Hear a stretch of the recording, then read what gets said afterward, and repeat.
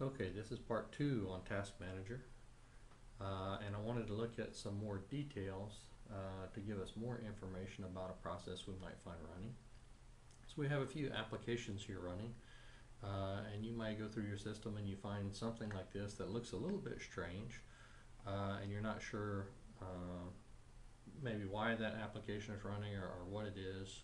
Sometimes malware will try to hide itself under similar names to system files. And so we want to know a little bit more than maybe CPU utilization. It's like what exactly is this? So we can right click in Task Manager under the Processes tab, and we get some other tabs that we can add here. And so I'm going to add Publisher right now. And normally when someone writes software, especially if it's a big company, they're going to sign the software and put their publisher name on it. So that's one factor that we look at here. When we look at our suspect file here, this password demo that's running, you notice it's a little bit different than everything else running here. There's no publisher. So that's a little bit suspicious. We can also right click. We can see other information like the process ID. We can add the process name, so what's actually being run. And kind of another interesting one is command line. So on the command line one, I'll take a couple of these other ones back off. On the command line we can see where is this thing starting up from.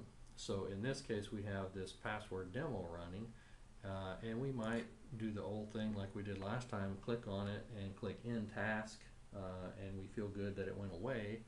The problem is when we restart our system in this case, if you look under the startup folder, there is password demo. So the next time we restart our system, even though we killed that process, it will restart.